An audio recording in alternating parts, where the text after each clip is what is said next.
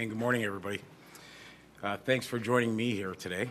I'm going to provide an update into several arrests that have been made by the Toronto Police Hold-Up Squad in a series of armed pharmacy robberies, and this investigation was dubbed Project Mayhem.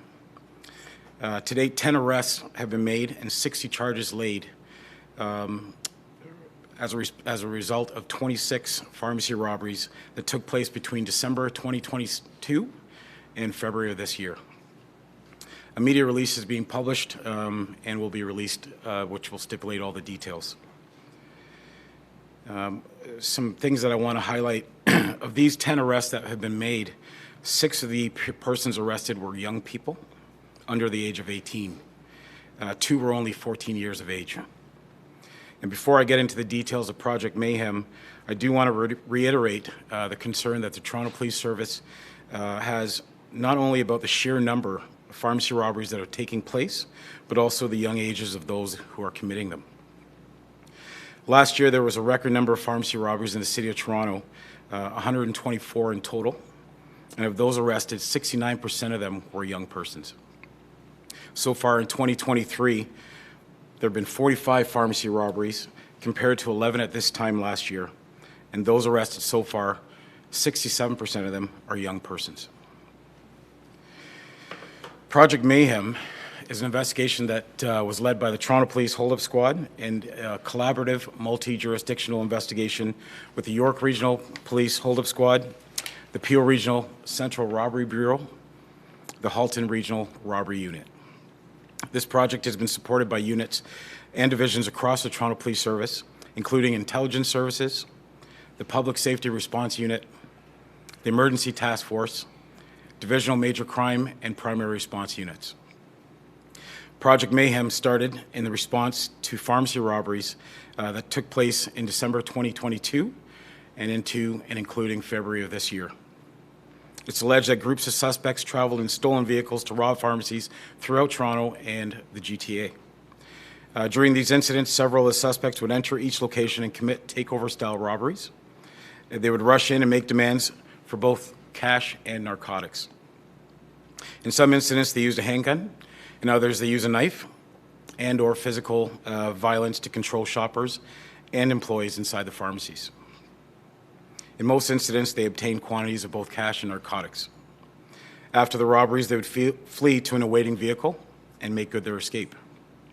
During the extensive investigation, the team made multiple arrests on 4 different dates.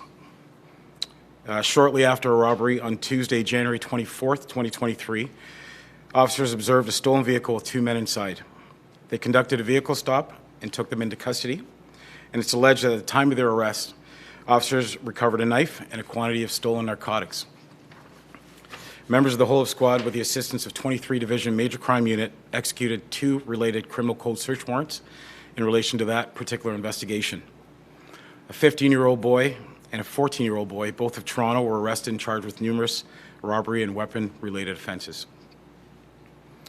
Shortly after, on Monday, January 30th, 2023, officers from the 23 Division Major Crime Unit observed a stolen vehicle with 3 persons inside. Officers conducted a high-risk vehicle stop and took them into custody. It's alleged that at the time of the arrest, officers recovered 2 replica firearms, a quantity of stolen narcotics, and other items of evidentiary value.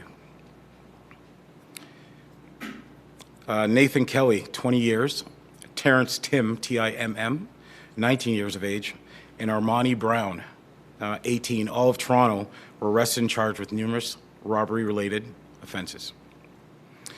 On Thursday, February 9th, 2023, members of the Hold-Up Squad, with the assistance of 23 Divisions Major Crime Unit and 23 Divisions Auto Theft Unit, executed 3 criminal code search warrants in connection with the investigation.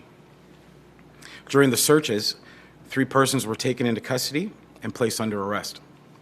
It's further alleged that during the search warrants, again, items of evidentiary value were located and seized. A 17-year-old boy, a 16-year-old boy, and a 14-year-old boy, all of Toronto, were arrested and charged with numerous criminal offences. And finally, on Friday, this past Friday, February the 10th, 7 pharmacy robberies took place in Toronto and the Halton region. Members of the hold-up squad again began to search for the suspects and identified a vehicle of interest.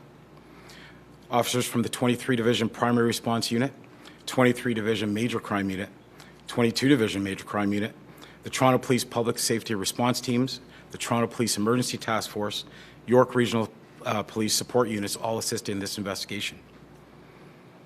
Officers from the 23 Division Major Crime Unit observed the stolen vehicle with 2 persons inside. It's alleged that the men exited the vehicle and entered another pharmacy, the 7th on this date, and the officers followed them in and arrested 2 people without incident. At the time of the arrest, officers also located a loaded handgun. Jashade, J-A-S-H-A-I-D-E Clark, with an E, 20 years, and a boy 17 years of age, both in Mississauga, were arrested and charged with numerous criminal offenses. I just really want to reiterate that we're talking about 26 pharmacy robberies and 10 arrests made in Project Mayhem. Of those 10 arrests, 6 of them were young persons. 8 of the individuals arrested were already before the courts on firearm, robbery, and property-related offenses, and they were out on bail. The Toronto Police Crime Prevention officers are routinely visiting pharmacies throughout the city to discuss safety tips, and in fact, we're holding a virtual town hall meeting this evening with our area pharmacists. We continue to recommend that pharmacies, if possible, invest in good surveillance cameras, panic alarms, time-delayed safes, and make sure those safes remain closed at all times. We know there are older people involved in organizing these crimes who are making it very lucrative for the young persons to get involved.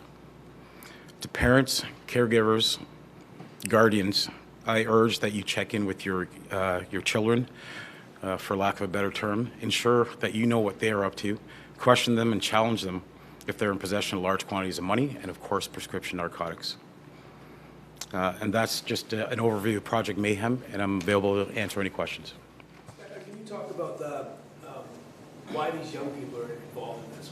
What's luring young people at 14 years of age to do such things? As I mentioned, it's very, very lucrative. There's a clear demand for prescription narcotics, and for whatever reason, the young persons involved and those involved that ply their trade in doing these kind of robberies are lured by the quick money that they can make by returning or selling these prescription narcotics on the street. We're talking upwards. Intelligence suggests that we're talking upwards of $60 per pill can be made in some areas. What kind of pill would that be? So these are prescription-grade oxy, Percocets. There's some fentanyl, as I understand it. The high-grade, very strong opiate prescription narcotics. Is there some thought that that a 14-year-old, being a young person, doesn't face the same criminal justice system? Well, that's clearly the sheer number, and the somewhat level of sophistication suggests that they are being lured by older persons. That is, of course, one of the the root causes and what we endeavor to investigate and get to the bottom of. We're talking, like I said, there are some of these persons that are before the court who should know better, yet they are waking up and choosing violence. And it is our job to investigate these fully and ensure that it's a deterrent.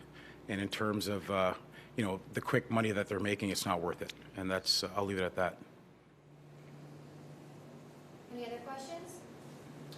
If there's no one else, how violent are these? Well, you can only imagine. Thankfully, in these 26 incidents, there were no incidents of great physical injuries being caused, but I've said it before, one can only hazard a guess the psychological impact that it has on the pharmacists, the community as a whole, and those shoppers that are within the pharmacies when these are taking place. We're talking about people coming in, doing takeover-style robberies, hopping the counters, armed with weapons, knives, firearms, and using physical force, quite frankly, when it's not necessary, because the pharmacists, for the most part, are actually compliant with the demands being made of them, and they're still subjected to violence. I don't quite know the answer to this, but there's some sort of a safe that pharmacies can use that you take some time for them to dispense narcotics. Can you talk about that and if it's a good idea? I think it's a great idea. It's definitely a deterrent. We've seen them implemented in some of the pharmacies. They're not in all, and that is something for the pharmacy industry to either implement or the pharmacists themselves to implement.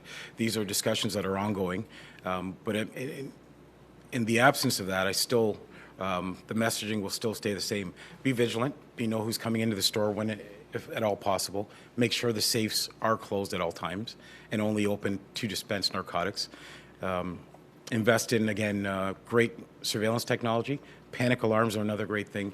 And again, just be aware of your surroundings. The crime prevention officers are doing a fantastic work in meeting with the pharmacists and going over safety tips.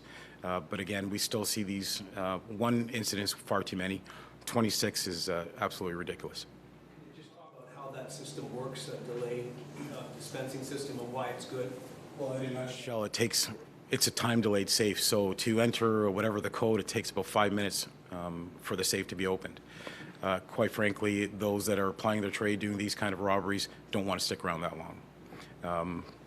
And that also lends to, and what I'd like to mention is the tremendous input from area residents and communities as a whole. Nobody wants to stick around that long, so that's why it's a great deterrent. We're getting tremendous input from area citizens, pharmacists, with information and tips that are helping advance our investigations and making timely arrests. Okay, one more question at the back here. Carter, do you want to go ahead? No? Okay, anything else? Thanks, everyone. Great, thank you.